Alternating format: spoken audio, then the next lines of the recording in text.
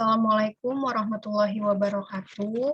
Perkenalkan, nama saya Priscilia Sipahanja, NPM 121-2018-044. Di sini saya akan membahas tentang program audit laporan keuangan PT Sinergi Inti Plasindo Tbk periodenya 31 Desember 2020.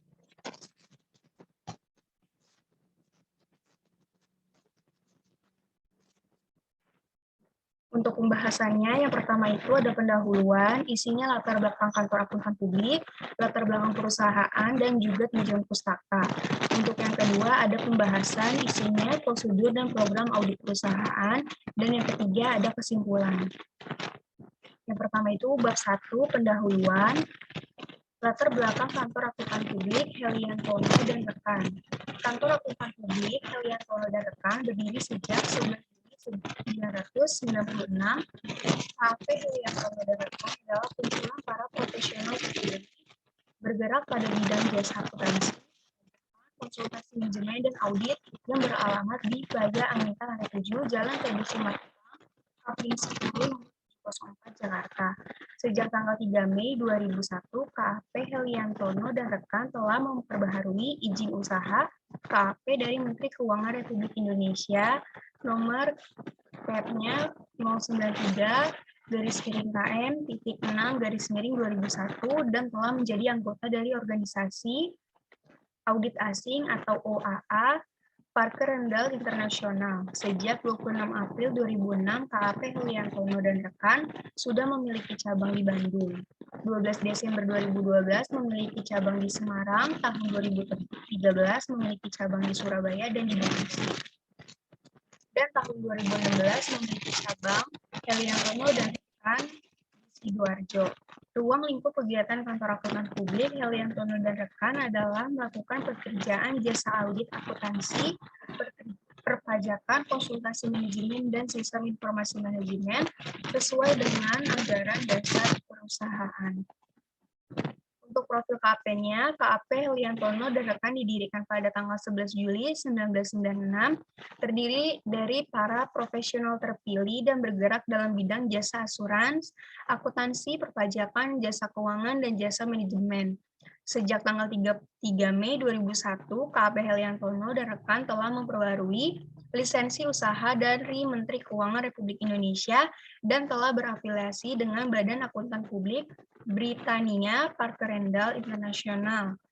Lokasi KAP-nya ada di Jalan Lejen TB Simatupang, Kapling 10, Plaza Aminta, Lantai 7, 1231110, RT 2, RW 2, Cilandak Barat, Cilandak. Jumlah partner dan cabang KAP-nya pada tanggal 26 April 2006, KAP Heliantono dan rekan telah memiliki cabang di Bandung, Jawa Barat, dan pada tanggal 12 Desember 2012 di Semarang, Jawa Tengah, serta tahun 2013 telah memiliki cabang di Surabaya dan Sidoarjo, Jawa Timur. Sumber dayanya ada 38 partner, 48 manajer, 62 senior, 174 junior, dan 39 supporting. Sekarang latar belakang PT Sinergi Inti Plastindo Tbk. Untuk sejarahnya sendiri, PT Sinergi Inti Plastindo merupakan perusahaan yang memproduksi dan mendistribusi barang plastik untuk pengemasan untuk kebutuhan masyarakat luas. Sinergi Inti Plastindo didirikan pada tahun 2001 untuk memproduksi dan mendistribusikan produk jadi kemasan plastik baik dalam negeri maupun ekspor. Saat ini Sinergi Inti Plastindo memproduksi produk barang jadi kemasan berbasis HDPE dan LLDPE atau LDPE. Pada tahun 2019, seiring dengan permintaan yang memuncak, Sinergi Inti Plastindo menambah fasilitas pabrik baru di daerah Provinsi Banten dengan kapasitas yang lebih besar untuk memenuhi kebutuhan pasar. Bidang usaha PT Sinergi Inti Plastindo, perusahaan bergerak di bidang industri barang dari plastik untuk pengemasan.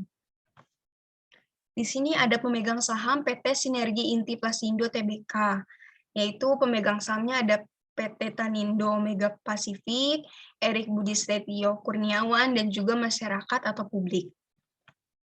Di sini ada Dewan Direksi PT Sinergi Inti Plastindo, Ada Komisaris Utama, Ibu Sandra Kusuma Dewi, Komisaris Independen, Dr. Christopher Ben Farmer, Direktur Utamanya Erik Budi Setio Kurniawan, Direktur Mangasi Taraja, dan juga Sekretaris Perusahaannya Serly Asi Atmaja.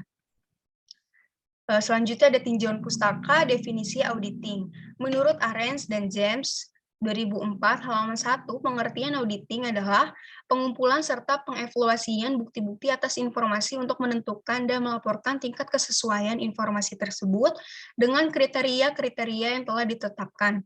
Auditing harus dilaksanakan oleh seorang yang kompeten dan independen. Selanjutnya ada bukti audit. Menurut Mulyadi, tahun 2014, halaman 74 mendefinisikan bukti audit sebagai segala informasi yang mendukung angka atau informasi lain yang disajikan dalam laporan keuangan yang dapat digunakan oleh auditor sebagai dasar untuk menyatakan pendapatnya. Selanjutnya ada jenis bukti audit. Yang pertama ada pengujian fisik, yang kedua konfirmasi, yang ketiga dokumentasi, yang keempat prosedur analitis, yang kelima ada wawancara dengan klien, yang keenam perhitungan ulang, dan yang terakhir ada observasi. Selanjutnya di sini ada prosedur audit. Menurut Haryono Yusuf, tahun 2001 halaman 136, prosedur audit adalah tindakan-tindakan yang dilakukan atau metode dan teknik yang digunakan oleh auditor untuk mendapatkan dan mengevaluasi bukti audit. Prosedur audit adalah instruksi untuk para auditor sebagai teknik yang digunakan untuk mengumpulkan dan mengevaluasi bahan bukti yang cukup dalam audit. Tujuan diadakannya prosedur audit adalah agar audit dapat dilakukan dengan benar tanpa adanya kecurangan dari pihak manapun. Selain itu, dengan adanya prosedur, maka hasil yang didapatkan juga lebih akurat dan dapat dipercaya. Selanjutnya kita masuk ke bab 2, yaitu pembahasan kita, prosedur audit perusahaan untuk siklus penjualan dan penerimaan kas, serta siklus persediaan dan pergudangan. Di sini ada tabel untuk prosedur audit, pengujian pengendalian, dan pengujian substantif atas transaksi untuk penjualan.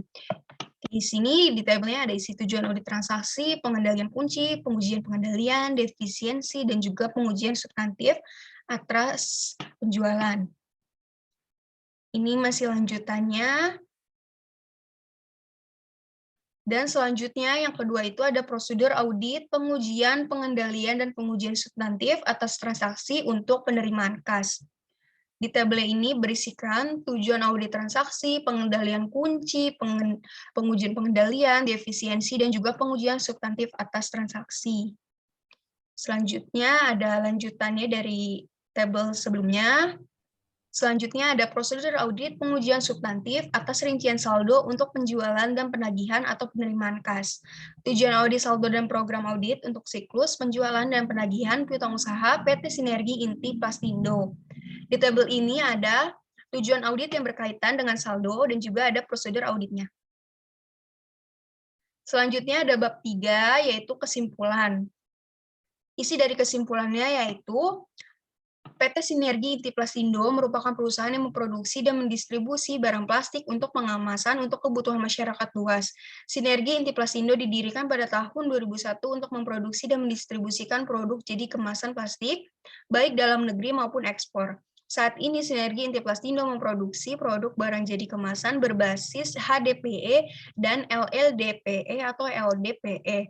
Pada tahun 2019, seiring dengan permintaan yang memuncak, Sinergi Inti Plastindo menambah fasilitas pabrik baru di daerah Provinsi Banten dengan kapasitas yang lebih besar untuk memenuhi kebutuhan pasarnya. KAP Heliantono dan rekan melaksanakan prosedur audit berdasarkan standar pada SPAP atau Standar Profesional Akuntan Publik. Selanjutnya, langkah-langkah yang dilakukan oleh KAP Heliantono dan rekan dimulai dari memahami proses bisnis penjualan, penerimaan kas persediaan, serta pergudangan yang ada di PT Sinergi Inti Plastindo, yang selanjutnya menentukan materialitas untuk grup materiality. Selanjutnya, auditor menetapkan jumlah sampel yang digunakan dalam mengaudit laporan keuangan PT Sinergi Inti Plastindo. Selanjutnya, jika sudah ditetapkan jumlah sampelnya, maka langkah yang selanjutnya dilakukan yaitu mengumpulkan bukti terkait yang dibutuhkan dari sampel tersebut. Prosedur yang terakhir yaitu auditor menganalisis lebih dalam terkait dengan transaksi yang ada, kemudian dicocokkan dengan sampel yang sudah dipilih dan menyatakan pendapatnya. Apakah laporan keuangan PT Sinergi Interplasindo telah dicatat dengan wajar atau belum? Menurut opini di atas, laporan keuangan terlampir menyajikan secara wajar dalam semua hal yang material. Posisi keuangan PT Sinergi Interplasindo tanggal 31 Desember 2020, serta kinerja keuangan dan arus kasnya untuk tahun yang berakhir pada tahun tersebut sesuai dengan standar akuntansi keuangan Indonesia. Next, sekian dari presentasi saya, kurang lebihnya mohon maaf. Wassalamualaikum warahmatullahi wabarakatuh.